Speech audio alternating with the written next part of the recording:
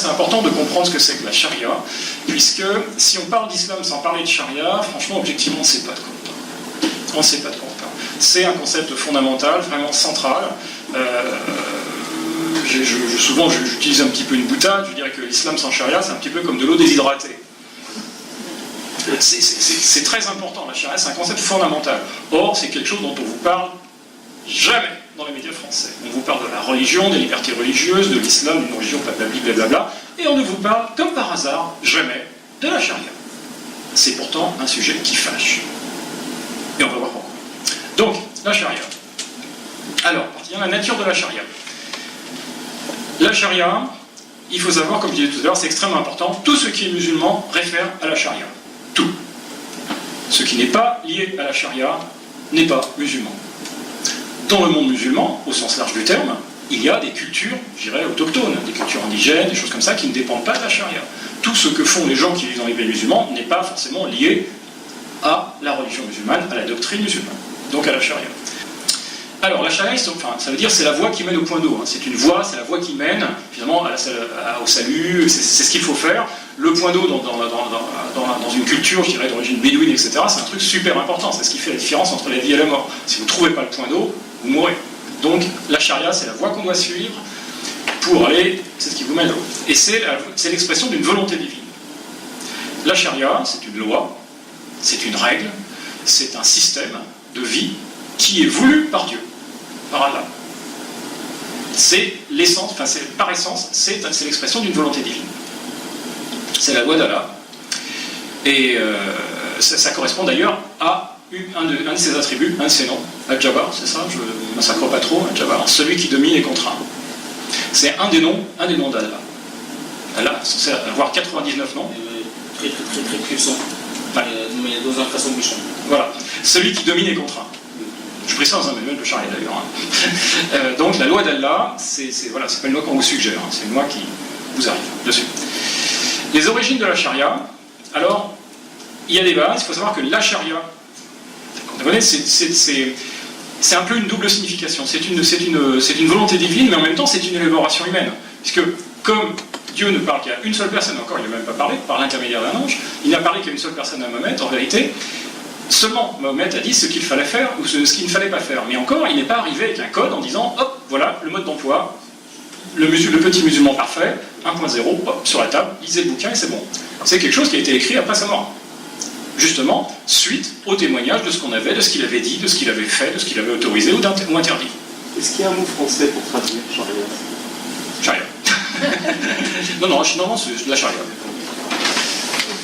Donc, donc cette élaboration s'est faite à partir de documents écrits qui sont le Coran, les hadiths. Donc les hadiths, ce sont des anecdotes de la vie du prophète.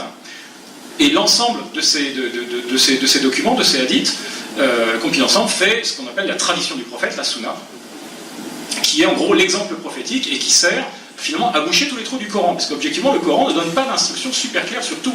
Par exemple, un musulman, si vous lisez le Coran, vous ne savez pas comment prier. Voilà, ni comment, ni ce qu'il faut dire, ni comment, ni les gestuels, etc. Ça, c'est Mahomet qui a dit, voilà, il faut faire comme ci, il faut faire comme ça. Et c'est de l'observation des remarques du prophète qu'on a tiré des conséquences sur ce qu'il fallait faire. Donc, les bases de la charia, les matériaux de base, d'où est tirée cette élaboration humaine de la charia, c'est le Coran, les hadiths, la sira, donc la biographie du prophète, l'exemple prophétique, et enfin le consensus des savants. C'est-à-dire qu'à un moment donné, à différents moments dans l'histoire, les savants islamiques, enfin les gens chargés du droit islamique, se mettent ensemble et puis commencent à dire, voilà, sur certains sujets, est-ce qu'on est d'accord? Et, alors la méthodologie n'est pas du tout claire, hein, mais enfin en tout cas, à un moment donné, on considère qu'il y a consensus des savants sur certains points de droit, et à partir de là, on ne peut plus, et on ne pourra plus jamais, sous peine d'apostasie, revenir sur ces points qui ont été décidés. Donc du coup, ces points prennent autant de force qu'un commandement coranique. Alors au niveau de la hiérarchie des normes, c'est plus bas, mais n'empêche, on ne peut pas revenir sous peine d'apostasie sur des points doctrinaux qui ont été décidés et qui sont considérés comme ayant reçu le consensus des croyants, des savants à une certaine époque. Donc c'est l'ensemble, je dirais, des bases qui font cette élaboration de charia, et à partir de là, on a un système légal qui se met en place et qui s'appelle la charia. Alors, les caractéristiques de la charia. Alors c'est un système total. Très souvent, les Occidentaux appliquent une sorte de préconçu sur l'islam, le système islamique, etc. Ils se disent, bon, c'est un petit peu comme nous, mais avec des différences. Alors, bon, pas tout à fait, puisque le système islamique, c'est pas juste une spiritualité intérieure et une relation de l'individu à une créature supérieure qui serait divine. C'est un système total, comprenant un droit spécifique, dont j'ai parlé un petit peu ce matin, c'est-à-dire globalement l'effort légal de production de droits positifs, ce que nous font les juristes et les hommes politiques quand ils créent des lois. Alors, ce qui aussi, souvent, les Occidentaux confondent aussi le fiqh et la charia. Parce que la charia, c'est la production de droits positifs. Et donc, souvent, on utilise le terme surtout dans les sociétés anglo-saxonnes, de sharia law, de loi de la charia. Or, c'est vrai, les juristes islamiques produisent des lois, des textes réglementaires. Et ça s'appelle aussi la charia. Donc la charia, il y a un aspect divin, mais il y a en même temps un aspect humain de gens qui produisent des lois. Et c'est ça qui donne l'illusion chez les gens qu'il existe différents islams et différentes charias. Parce qu'en fonction des différents pays, vous avez différents juristes qui produisent différents types de lois, qui sont plus ou moins influencés par la culture, la situation politique de l'époque, etc., etc. Et donc vous avez des systèmes de droit qui ne sont pas les mêmes. Le droit tunisien n'est pas le même que le droit saoudien. Le droit saoudien n'est pas le même que le droit algérien, etc. Et vous avez des différences. Et c'est ce qui permet aux désinformateurs de l'islam et aux oiseaux qui n'y connaissent rien mais qui cherchent à vous enfumer, de prétendre qu'il y a différents types de charia, qu'il y a différents types d'islam, et que vous avez différents types d'interprétations, etc. Or, il faut savoir que le droit islamique que font les juristes musulmans, c'est pas évident à comprendre pour des Occidentaux, parce que dans les Occidentaux, en Occident, qu'est-ce que vous faites? Quand vous voulez quelque chose, vous faites une loi qui dit ce que vous voulez. Voilà, je veux que, par exemple, les stationnements soient interdits, et bien j'interdis les stationnements, point barre. Et bien en islam, c'est pas comme ça. Il y a un double niveau. Le juriste ne dit pas « qu'est-ce que je veux faire ?» Le juriste se dit « que veut Dieu ?» Et l'effort du juriste ne va pas être de créer la loi, mais d'essayer d'adapter la loi de Dieu dans la loi des autres. Et la charia, qui est la volonté humaine, finalement, donne l'existence au droit musulman, qui est le travail juridique des humains pour appliquer dans le droit positif la volonté de Dieu. C'est-à-dire que c'est pas quelqu'un qui décide « je veux ça », la question qu'il se pose c'est « que veut Dieu ?» Et quand, une fois qu'il essaye de savoir ce que veut Dieu, il fait un effort juridique de production de loi en disant « Dieu ne veut pas que je sois stationné à tel endroit et à tel endroit. » Voilà. Donc, c'est un mot à il y a une double couche dans Charia. Volonté divine et travail humain. Et donc, pour vous présenter l'image, imaginez un puzzle. Un puzzle, quand vous achetez un puzzle, vous avez une boîte avec une image. Après, vous ouvrez la boîte, vous videz les pièces. Vous avez l'image, vous avez les pièces.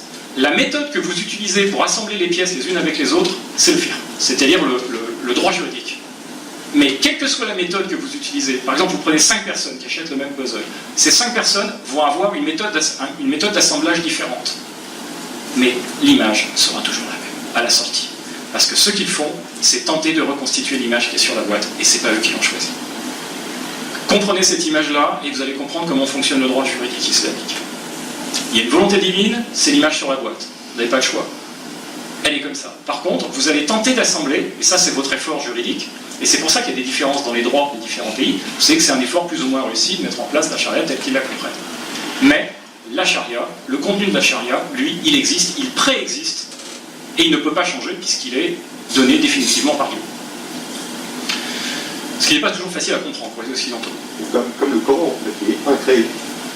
Oui, mais c'est pareil, de toute manière, voilà, le Coran, tout ça, c'est l'émanation d'une volonté divine que les humains n'ont pas la capacité de modifier. Ils ont simplement la capacité de travailler à essayer de l'adapter. Donc, système total comprenant un droit, une éthique qui est la soumission, un comportement spécifique. C'est-à-dire que ce droit et cette éthique de soumission à une volonté divine fait qu'on se conduit d'une manière spéciale. Et la charia a des caractéristiques fondamentales. Un, elle est supérieure. Pourquoi est-ce qu'elle est supérieure? Parce qu'elle vient d'Allah. Elle est abrogative. Ah ouais. Parce que, comme je disais tout à l'heure, vous arrivez avec un système nouveau qui est voulu par Dieu, et comme c'est un système qui vient de volonté divine, il vient remplacer les autres systèmes. Mahomet arrive et dit « Je vais changer votre système, je vais vous expliquer comment doit fonctionner la société. » Ensuite, une caractéristique qui est fondamentale et qui est toujours oubliée par les Occidentaux, elle est insécable. Alors, qu'est-ce que ça veut dire insécable? C'est ça. C'est un bloc en granit, vous ne pouvez pas le couper. Alors, ça se comprend. Si vous vous mettez du côté des caractéristiques internes de la charia, comme elle est voulue par Dieu, si vous acceptez l'idée qu'il y a une loi qui est voulue par Dieu, qui êtes-vous pour en refuser un morceau? Qui êtes-vous? Vous ne pouvez pas. Si vous considérez qu'il y a Allah qui veut quelque chose de vous, vous n'avez pas la possibilité d'en enlever un morceau en disant « Ouais, c'est pas mal dans l'ensemble, mais ça, non, pas ça. » Mais qui êtes-vous? Vous n'avez tout simplement pas la possibilité. La charia est un ensemble insécable, c'est-à-dire qu'un petit morceau est indécollable du reste. Alors ça a des conséquences qui sont relativement étonnantes, c'est-à-dire que le voile islamique, c'est une prescription de la charia, mais le djihad, c'est aussi une prescription de la charia. Et le voile islamique n'est pas moins ou plus une prescription de la charia. Ce sont tous les deux au même niveau des obligations de la charia. Ce qui veut dire que quand vous rentrez dans un système où vous portez le voile, vous rentrez dans un système où il y a le djihad. Vous n'avez pas le choix. L'un mène à l'autre. Ils sont indissolublement liés. C'est un petit peu comme les numéros d'illusionnistes, où vous voyez les illusionnistes qui, vous savez, qui sortent un tissu d'un chapeau, et vous avez des foulards accrochés les uns aux autres.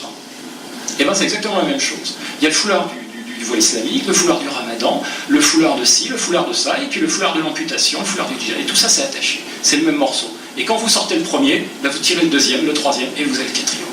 Et ils sont accrochés. Quand vous commencez à sortir un des morceaux, vous êtes dans un système qui va jusqu'à l'autre. Tout est attaché. Mettre le doigt dans l'engrenage, accepter le premier pas, c'est tomber dans un trou. Donc, insécable, disais-je, et immuable. Pourquoi immuable? Parce que Allah a parlé une fois au prophète Mohammed, et qu'il n'a parlé qu'à lui, et que maintenant que Mohammed est mort, Allah ne peut plus changer d'avis, puisque Allah ne peut plus parler à personne. L'islam est comme la seule religion où les gens ont interdit à Allah de parler. Vous prenez par exemple le cas de figure où un musulman dans une mosquée en train de prier se dit « Franchement, Allah, là je vis en Belgique, ils font de la bière, je voudrais quand même goûter de la bière.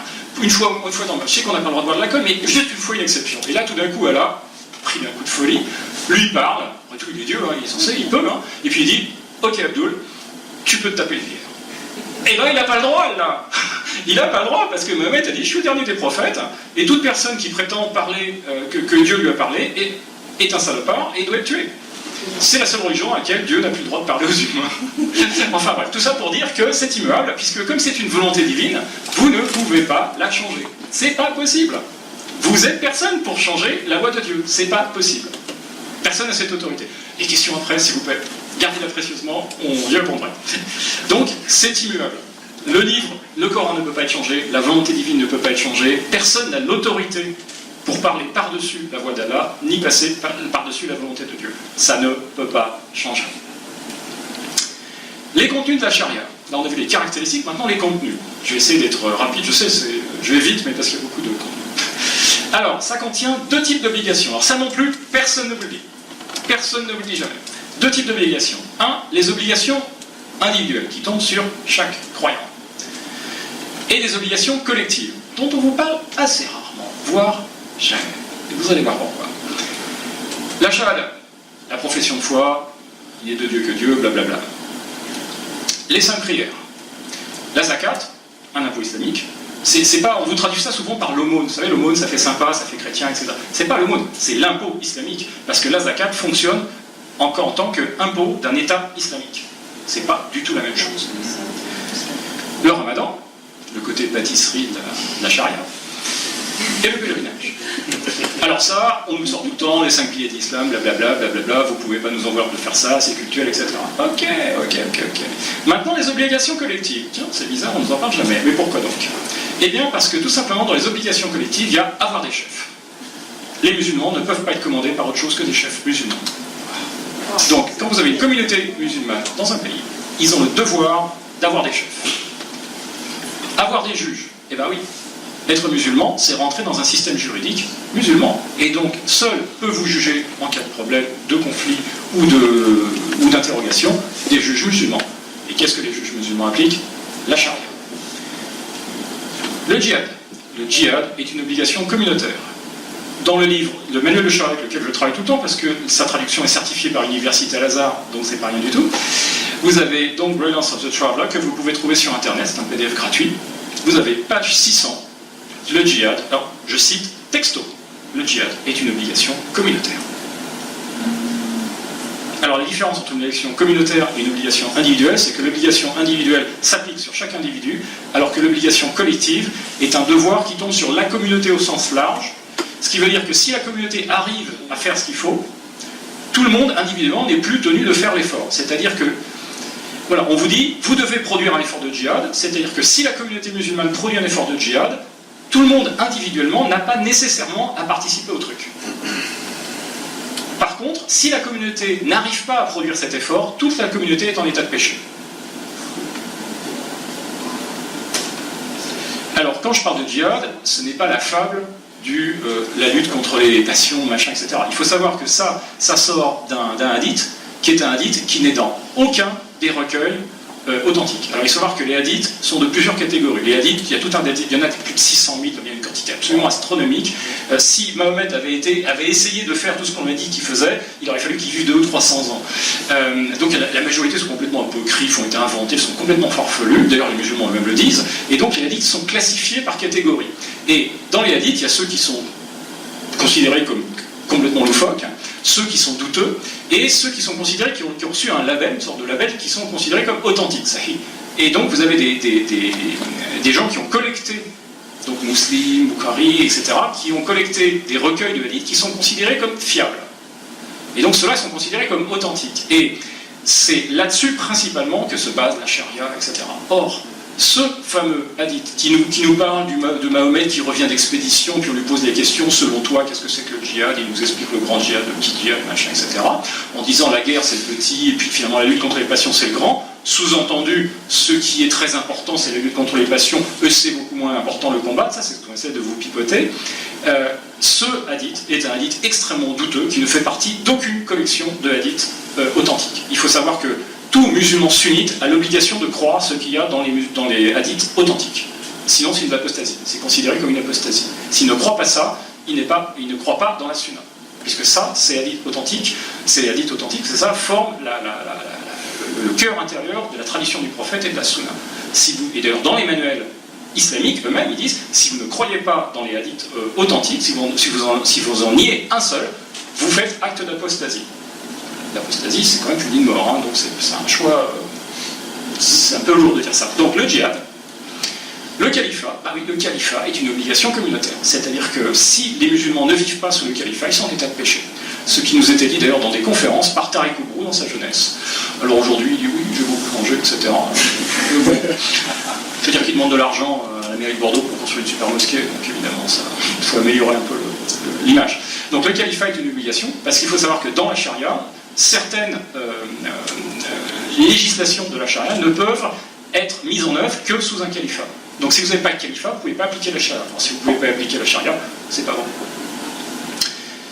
Et enfin, ordonner le bien et interdire le mal. Wow.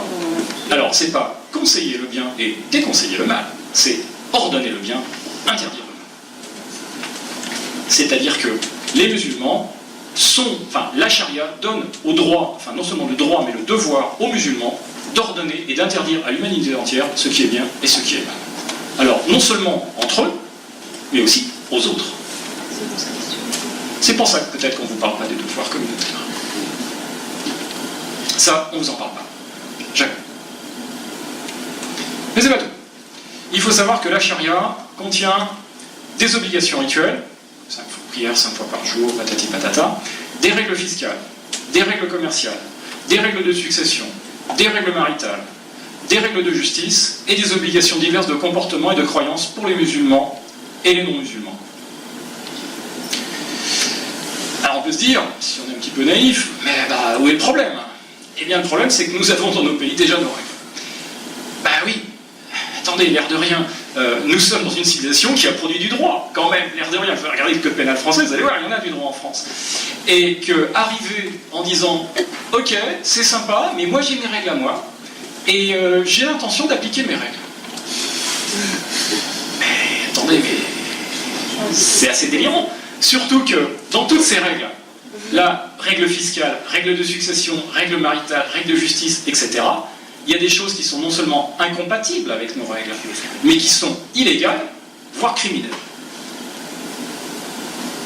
Et oui, c'est que c'est pas seulement j'arrive avec mes règles à moi qui sont compatibles avec les autres, c'est j'arrive avec mes règles à moi qui sont incompatibles, illégales et criminelles.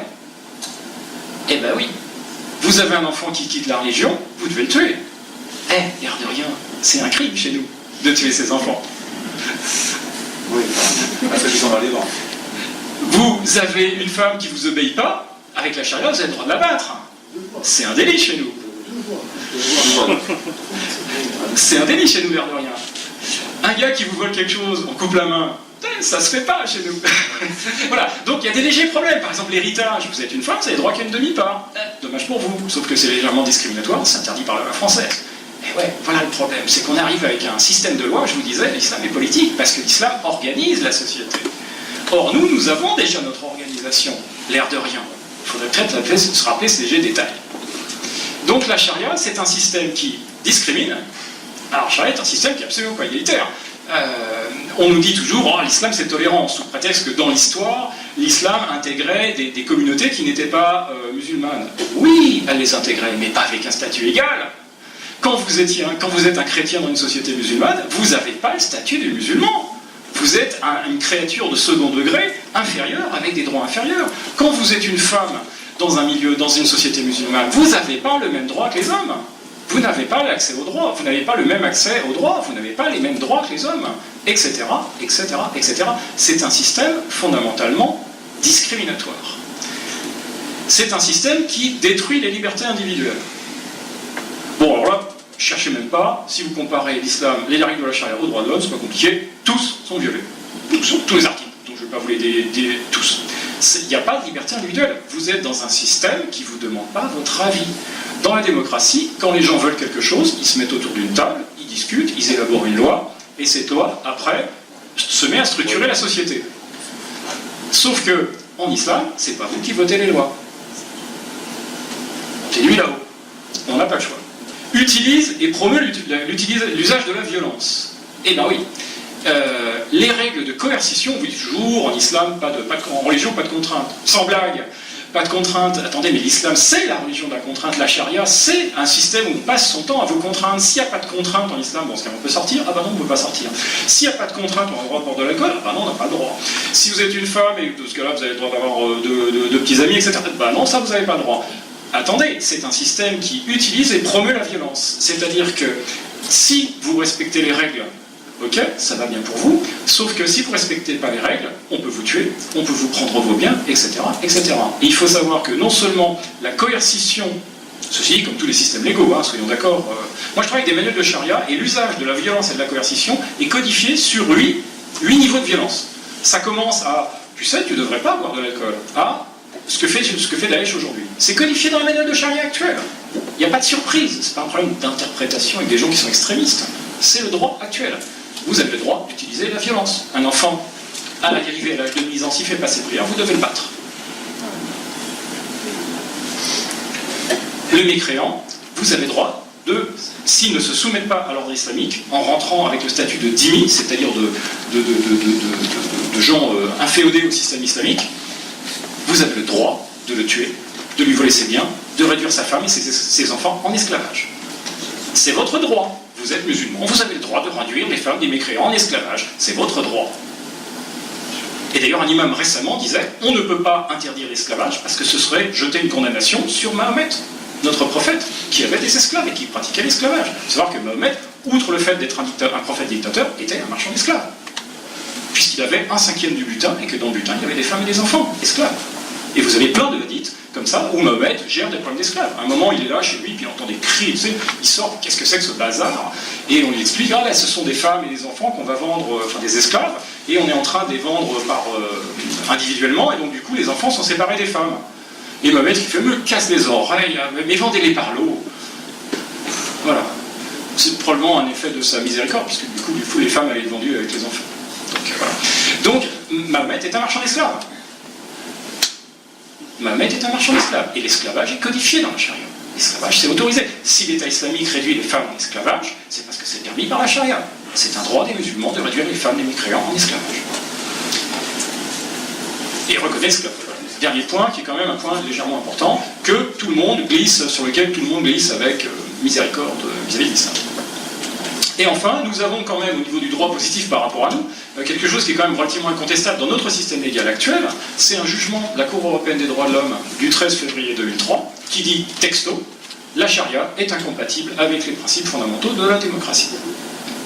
C'est-à-dire que, l'air de rien, tout notre système légal est basé sur le nécessaire respect des formes démocratiques de l'État. Et là, on a un système légal qui est tout simplement incompatible avec les fondamentaux de la démocratie. Problème. Dans un système social basé sur la charia, il n'y a pas de souveraineté nationale, puisqu'on opère dans le cadre d'un califat. Il n'y a pas de démocratie, parce qu'évidemment, si les gens pouvaient voter leur loi, ils feraient n'importe quoi. Il n'y a pas de liberté d'expression, critiquer le prophète ou la religion, peine de mort.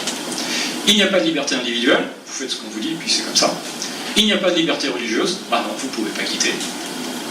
Il n'y a pas d'égalité devant la loi, hommes, femmes, musulmans, pas musulmans. Il n'y a pas de droit de l'homme, évidemment, puisqu'il n'y a que les droits de Dieu qui comptent. Qui veut cela? Alors maintenant, nous allons parler de l'islamisation. L'islamisation, en réalité, c'est l'arrivée des règles, des pratiques de la charia dans votre société. Que votre société soit musulmane ou pas, ça n'a pas d'importance. C'est l'arrivée progressive des règles de la charia dans une société. C'est ça l'islamisation. C'est que vous êtes en train, de manière progressive, d'être transformé en société islamique. Et une société islamique, c'est une société qui fonctionne selon les règles de la charia. Du fait de leurs croyances, certains musulmans désirent une vie et une société basée sur les prescriptions de la charia. Du fait de leurs actes, croyances, actes, intentions, du fait de leurs actes, certaines organisations ou individus agissent en propagateurs de la charia. Ces gens, en faisant une propagation de la charia dans nos sociétés, procèdent à une agression contre nos sociétés. Leurs raisons sont diverses. Soit parce qu'ils considèrent que c'est la volonté d'Allah, parce qu'ils veulent éviter d'aller en enfer. S'ils ne le font pas, ils ne font pas leur boulot de musulmans, ils vont en enfer. Parce que c'est leur devoir. C'est effectivement écrit dans leur petit bouquin. Parce que c'est leur droit. Et là, c'est là qu'il faut se poser des questions, mais un droit, d'où vient ce droit? Eh bien, c'est un droit qui est donné par la charia aux musulmans. En effet, vous êtes la meilleure communauté qu'on ait fait surgir pour les hommes, vous ordonnez le convenable et vous interdisez le blâme. C'est un verset coranique, donc de première importance au niveau de la loi islamique. Et c'est donc vous remarquez, il y a de l'impératif. Vous ordonnez. Vous faites ça. C'est Dieu qui dit, c'est Allah qui dit aux musulmans, vous faites ça. C'est un commandement. Ils n'ont pas le choix. En vérité, ils n'ont pas la possibilité de rester dans leur siège et de se dire, oh, ok, les mécréants, ils font ce qu'ils veulent. Non. Le musulman, la communauté musulmane, doctrinalement parlant, a le devoir d'ordonner le bien et d'interdire le mal. C'est un devoir communautaire, et c'est pour ça que c'est devenu un devoir communautaire dans les règles de la charia. Vous avez enfin les auxiliaires de l'islamisation. Alors ça c'est très important parce que souvent on les oublie. Ceux qui rendent possible ou facilitent le travail des propagateurs de charia. Les traîtres. Ils ne sont pas musulmans, mais facilitent délibérément l'introduction des règles de la charia dans un pays. Alors il faut savoir que par exemple, ce que font les musulmans chez nous, amener les règles de la charia, c'est leur devoir, c'est leur travail. On ne peut pas leur en vouloir quelque part, c'est leur job. Mais par contre, il y a des gens de chez nous qui rendent ce travail possible, qui permettent cette islamisation, qui l'accompagnent, qui la financent, qui lui permettent de rentrer dans le droit positif. Quand Christine Lagarde, ministre de l'économie sous Sarkozy, modifie en plein été le droit fiscal pour faire entrer la finance islamique, et après se vante sur Internet en disant « Bienvenue aux produits de la finance islamique qui respectent les règles de la charia », elle n'est pas musulmane. Quand Bruno Le Maire, oui, le Bruno Le Maire de l'actualité, à l'époque où il est ministre de l'Agriculture, interdit à Nicolas Dhuicq de faire une enquête sur la filière halal, en disant « Tu cesses immédiatement ton enquête ». Quand il interdit l'étiquetage des viandes halal qui sont vendues dans le commerce sans que vous sachiez, sans étiquetage halal, Ce qui fait que vous mangez du halal, dans lequel il y a une taxe. En plus, c'est une viande qui, bon, on en parlera tout à l'heure du halal si on a le temps. Bruno Le Maire dit, on ne va pas, je refuse l'étiquetage de la viande halal, parce que sinon, si c'était étiqueté, les gens qui ne veulent pas manger halal n'achèteraient pas ces produits, et ça ferait monter le prix de la viande halal, et ça mettrait la filière halal en danger. Il n'est pas musulman, Bruno Le Maire. Quand un élu de chez vous autorise une mosquée ou un centre culturel qui n'a qu'une seule fonction, c'est-à-dire de répandre la charia. Il faut savoir que la seule et unique fonction d'une mosquée, c'est pas une église. Une mosquée, c'est pas une église musulmane. Une mosquée, c'est un centre de diffusion de la charia. C'est son seul et unique, c'est sa seule et unique fonction. Faire connaître Delanoë, Sarkozy, Juppé, etc. Tous les gens qui aujourd'hui permettent aux frères musulmans de travailler chez nous alors qu'on sait qu'ils financent le terrorisme. Qui sont ces gens-là? Des musulmans? Non. Des gens bien de chez nous. Ces gens-là sont des auxiliaires de l'islamisation. Ils travaillent avec des gens qui cherchent à détruire les institutions de la République française, qui cherchent à détruire les droits et libertés des citoyens français. Parce que la charia détruit les institutions démocratiques, détruit les droits et libertés des citoyens français. Ces gens-là collaborent avec l'ennemi. Et c'est pour ça que j'utilise le mot du traître, parce que c'est comme dans les films. Vous avez les films à l'époque du Moyen-Âge, où vous avez le gars qui dans la cour, pendant la nuit, s'approche du pont-levis et qui tout d'un coup fait tomber le truc pour que le pont-levis tombe et que les portes s'ouvrent. Et qui fasse entraîner l'ennemi. C'est ça un traître. Et c'est ça que font les gens aujourd'hui, chez nous. C'est ça que font les gens qui permettent aux propagateurs de charia de travailler librement, protégés par la loi, voire qui les financent.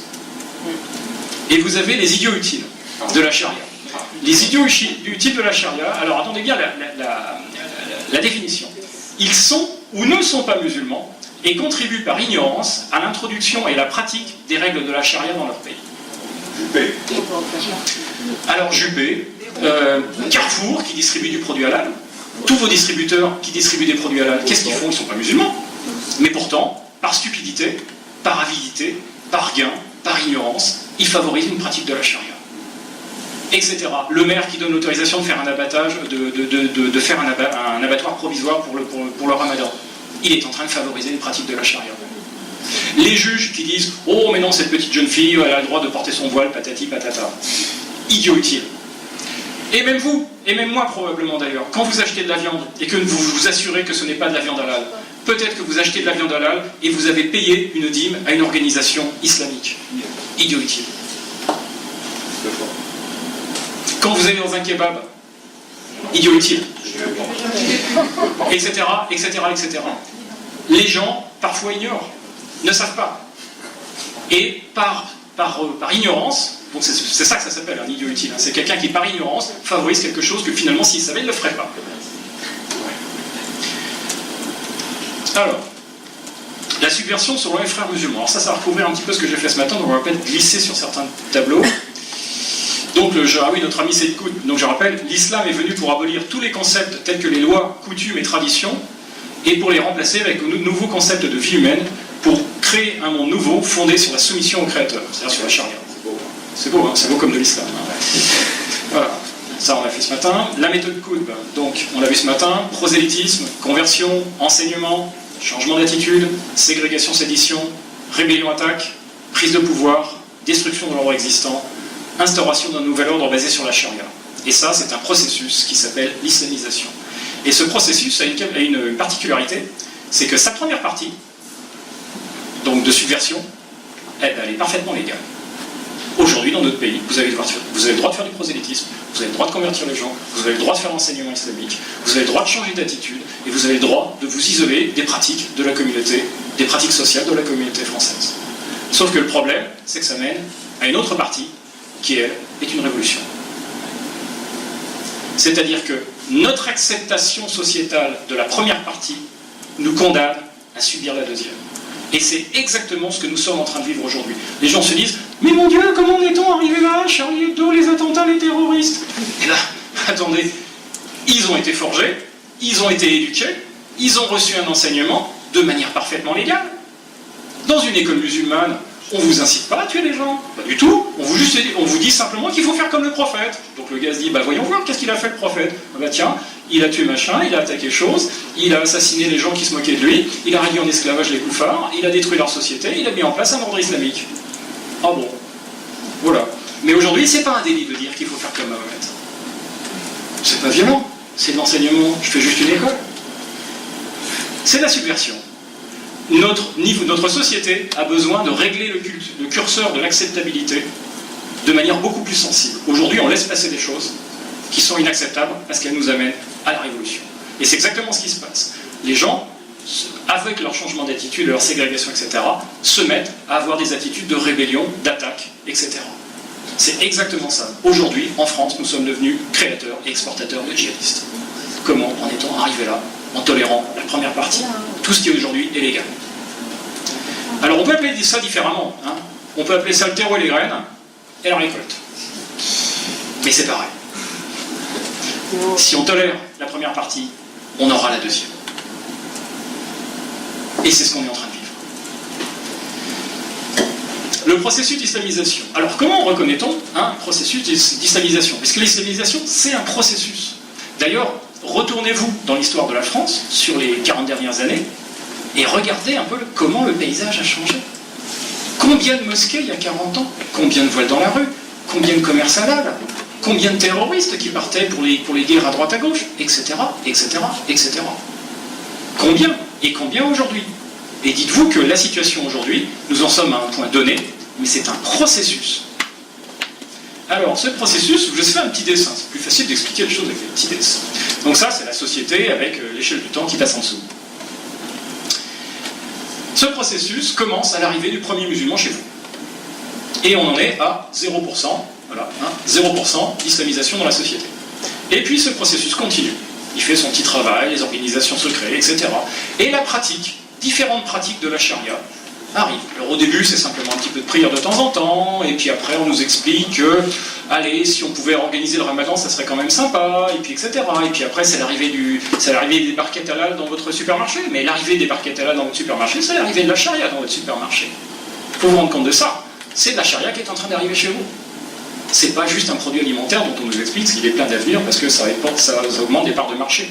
D'abord, c'est de la foutaise parce qu'avant d'acheter de lait, ils achetaient autre chose. Donc ils font simplement que transférer leur achat dans un achat qui, de leur point de vue, finance après l'islamisation. Donc vous avez l'augmentation de la quantité de charia dans la pratique sociétale qui augmente progressivement, jusqu'au point final, si ce processus n'est pas arrêté, ce point final arrive à l'intégration de votre pays dans un califat. C'est le but ultime de l'islamisation, la fin du processus. Ça commence au début, il n'y en a presque pas, il n'y a presque rien, et ça se finit, votre pays est intégré au califat. Et donc, comment reconnaître ce processus? Est-ce un fantasme? Eh bien, c'est pas super compliqué. Quand un processus d'islamisation, c'est quand vous voyez certaines choses apparaître. Des mosquées, le ramadan, la circoncision, le halal, le port de la barbe islamique, le port du hijab, l'Aïd el-Kébir, les salutations islamiques, salam alaikum, alaikum salam, la ségrégation sexuelle, la finance islamique dans votre banque, l'interdiction de critiquer Mahomet, attention ça se fait plus, la disparition de l'alcool dans certains commerces, les crimes d'honneur, les mariages de mineurs, les restrictions matrimoniales, ah non, ma fille ne peut pas vous fréquenter mon brave homme, vous n'êtes pas musulman, interdiction de critiquer l'islam, attention, vous êtes un méchant xénophobe. Les contestations des usages et des traditions. Ah non, Noël, c'est une fête de couffards. Les persécutions des apostats. La disparition du porc dans les magasins. Tiens, c'est bizarre, il y avait un rayon de porc, il n'y en a plus. La ségrégation sociale. L'homophobie. Les mariages forcés. Les mutilations génitales féminines. Etc. etc. etc. Alors, il faut savoir que aujourd'hui, dans le système légal, seuls certains de ces points, les crimes d'honneur, mutilation génitale, etc., sont des délits. Tous les autres, a priori, aujourd'hui, c'est pas un délit de porter une barbe islamique. C'est pas un délit de construire une mosquée. C'est pas un délit de fêter le ramadan. Mais tout ça, eh bien, c'est de la charia. Tout ça, c'est de la charia. Les points illégaux aujourd'hui, ou les autres, qu'ils soient illégaux ou pas, c'est la même chose. Ça fait partie d'un ensemble. Rappelez-vous le bloc. C'est de la charia. Quand vous voyez ça apparaître dans la société, vous êtes dans un processus d'islamisation de votre société. Ce sont les marqueurs, les symptômes. Alors c'est pas terminé. Vous croyez en avoir terminé avec moi, mais non. Mais non. Alors un choix sociétal. On est aujourd'hui devant un choix sociétal très important. Encore une fois, j'ai bien les petits dessins, vous me pardonnerez. Nous sommes ici au point A, aujourd'hui, dans un système qui se dit démocratique. Alors, bon, avec les guillemets. Hein. Oui. Depuis l'arrivée du processus d'islamisation, parce que je ne sais pas si vous avez remarqué, mais certains des points que j'évoquais tout à l'heure sont arrivés dans notre société déjà. Donc depuis l'arrivée d'un processus d'islamisation dans votre société, il y a un deuxième point qui se met à exister. Celui-ci, c'est la charia. Eh bien oui, quand vous arrivez dans un processus, vous êtes dans un processus qui vous amène à la charia. Donc la question à se poser, c'est veut-on vraiment descendre ici? Et aujourd'hui, on remarque une chose, c'est que nous sommes en train, progressivement, de descendre un escalier qui nous amène à un endroit un peu étrange. Et c'est là où il faut se poser une question. Je disais choix sociétal, il faut se poser une question, c'est acceptons-nous l'arrivée de la charia dans notre société? Enfin, c'est quand même la question un petit peu évidente. On est en train de vous faire arriver comme ça une espèce de camion remorque qui va tout casser chez vous. Et il ne faudrait pas se poser la question suivante, accepte-t-on, oui ou non, l'arrivée de la charia dans notre société? Mais si on ne se pose pas ce genre de questions, mais on n'a pas de cerveau. On est vraiment... Ou alors ça veut dire qu'on suit la Coupe du Monde, mais que ça, quoi. Donc, la question à se poser, c'est charia ou pas? Est-ce que j'accepte ça? Donc évidemment la réponse, enfin, je sais pas, de mon point de vue, poser la question, c'est y répondre, hein, c'est non.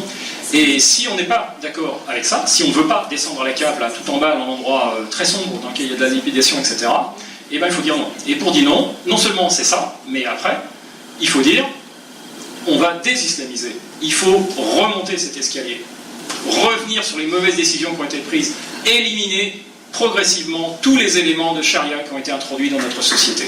Ouais, bravo.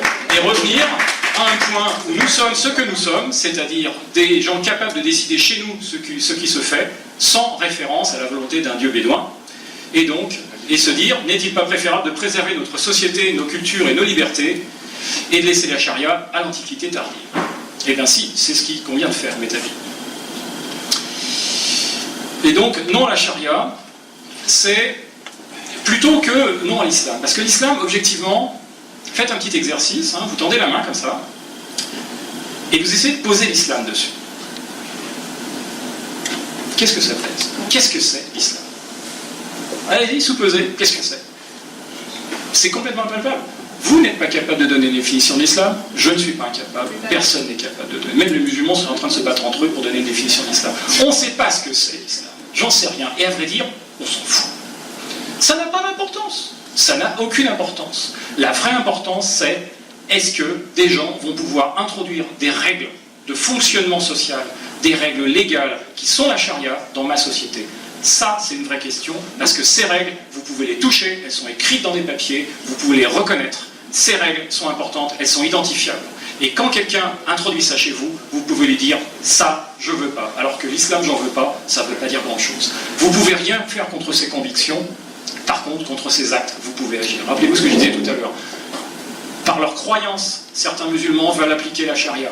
Mais ce sont leurs croyances, vous n'y pouvez rien, vous ne pouvez pas les touiller dans leur cerveau pour sortir la charia. Ce n'est pas dans votre capacité, et en plus, ce n'est pas le genre de choses qu'on fait, nous, en Occident.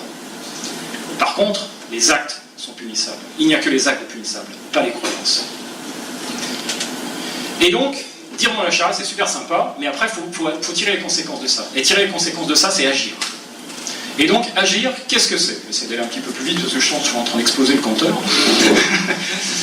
Oui, mais comment? Ça, c'est la question qu'on se pose. Ah, vous êtes bien sympa avec votre charia, etc. On a bien compris, c'est un truc pas cool, mais qu'est-ce que vous proposez? Eh bien oui, il est possible d'agir. Il est tout à fait possible d'agir. Alors, comment? Exemple d'action. Empêcher les constructions de mosquées. Ça, c'est le genre de choses que je fais. Mais d'autres personnes le font ici, notamment dans la salle. On a des gens avec qui on travaille. Empêcher les constructions de mosquées, c'est extrêmement important. Pourquoi? Et je le rappelle, je disais tout à l'heure, une mosquée, c'est un bâtiment dont la seule mission est de diffuser la charia chez vous. C'est un centre de diffusion de la charia. Si on n'empêche pas ça, ça sert à rien. Vous pouvez faire tout ce que vous voulez, agiter les bras face au vent, ça sert à rien. Le début du combat commence par empêcher les constructions de mosquées. C'est super important.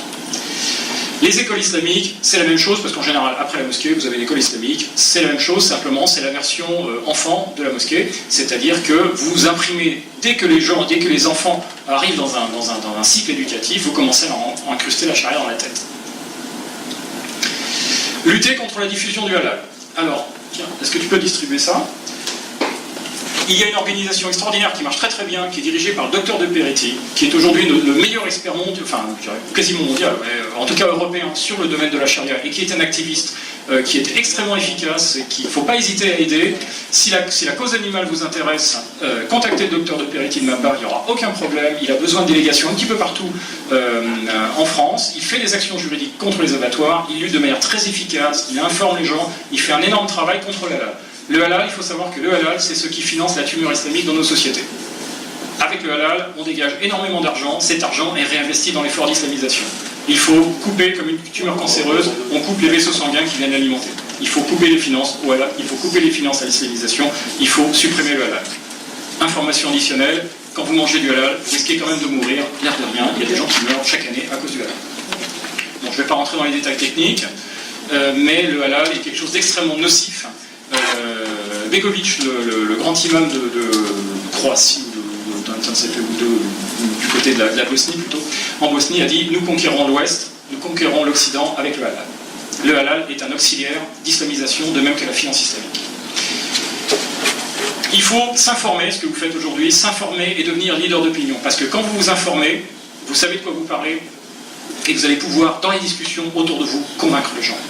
Il y a plein de gens qui ne savent pas ce qui se passe, qui sont persuadés que tout se passe bien et que le seul événement important dans leur vie, en ce moment, c'est le mondial de foot. Non, c'est pas le cas.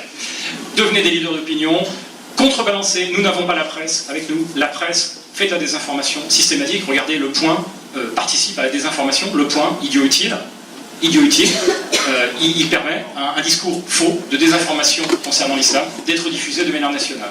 Et du coup, ça crédibilise la désinformation qui est faite par les acteurs islamiques de l'islamisation, c'est-à-dire continuez à dormir, petits occidentaux, continuez à dormir. Pendant ce temps-là, on gratte, et on est en train de creuser l'intérieur de l'homme. Mais bien sûr. Et donc, nous n'avons pas le choix. Agir, c'est aussi devenir un leader d'opinion. Il faut contrebattre la propagande de l'adversaire et détruire les versions de l'ennemi, mais pour ça, il faut s'informer, pour pouvoir être capable d'argumenter correctement. Et donc, les journées comme aujourd'hui, et c'est pour ça que je vous incite vivement à faire venir vos amis, faire venir les gens qui sont un petit peu sensibilisés, qui viennent se former, qui viennent acquérir des informations comme celles qui sont délivrées aujourd'hui. Je suis sûr qu'aujourd'hui, vous avez quand même appris des choses, il me semble.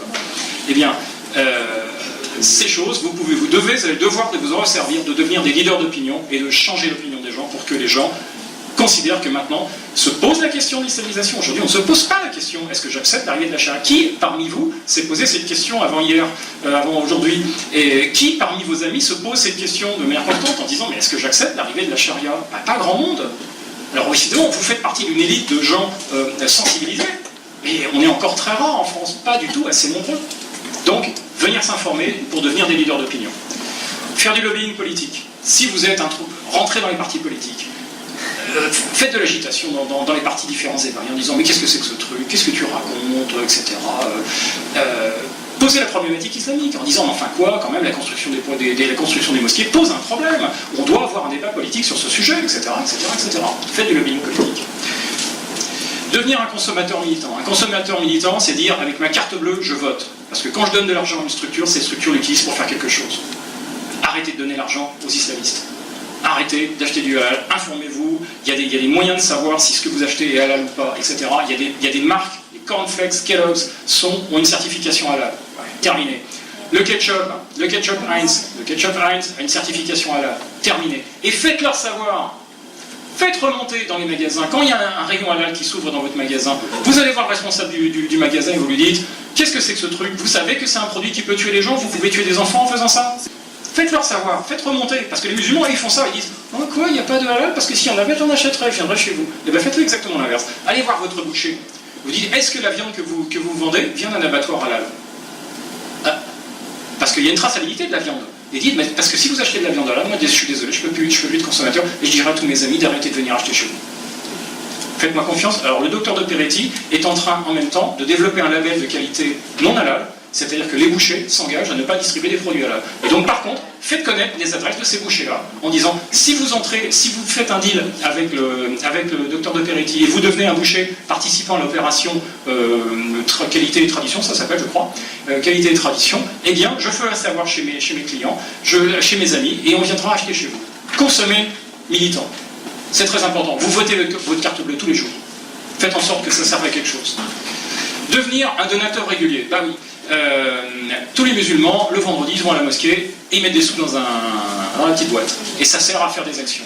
En face, on a des organisations qui réagissent, qui se battent, mais elles ont un manque cruel de moyens, parce que, tout simplement, il n'y a personne qui les aide. Alors je veux dire, l'argent, on n'imprime pas. À un moment donné, si vous voulez sauver votre pays, il faut faire un minimum d'efforts. Et je vais peut-être être un peu cruel là, mais quand même, globalement, il faut quand même vous rendre compte que la majorité d'entre vous, en sortant de cette salle, ne fera rien.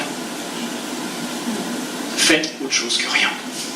Et parfois, c'est simplement un don. Un petit don, ça nous aide. Nous, quand on attaque le projet de l'Institut des cultures d'islam, on a gagné. Mais là, la mairie de Paris nous met au Conseil d'État. 10 000 euros. 10 000 euros pour aller au Conseil d'État. Alors on aurait pu s'écraser parce qu'on n'avait pas les moyens. Mais on n'a pas les moyens de s'écraser. Parce que là, le Conseil d'État pour l'Institut des cultures d'islam, c'est un projet extrêmement important, qui génère la capacité pour les villes françaises de financer les projets islamiques quasiment à millions. C'est une violation totale de la loi 1905 qui empêche le financement des mosquées, et c'est extrêmement important. Donc on a dit, malgré le fait qu'on ne puisse pas perdre, objectivement, financièrement, aujourd'hui on n'a pas 10 000 euros, on n'a pas les 10 000 euros pour... mais on y allait quand même. On y allait quand même. Parce qu'il faut le faire. Mais on ne pourra pas faire ce genre de choses tout seul, c'est pas possible. Et donc, les musulmans, ils ont des djihadistes, ils ont des organisations de djihadistes qui leur permettent de combattre, et derrière, il y a des millions de fidèles qui mettent un petit peu d'argent chaque mois, chaque semaine, pour aider la cause. Si nous voulons, on ne peut pas penser toujours que ce sont les autres qui vont faire le travail de nous sauver. Aujourd'hui, d'habitude, ce sont nos gouvernements qui sont censés nous sauver et s'occuper de nos intérêts. Aujourd'hui, les gens qui nous gouvernent font partie du problème. On doit se prendre en charge nous-mêmes. On n'aura pas de subvention, on n'aura pas la presse, on n'aura pas les grandes institutions qui nous filent de l'argent. Il faut se sortir nous-mêmes du pétrin. Et ça nécessite de faire un effort.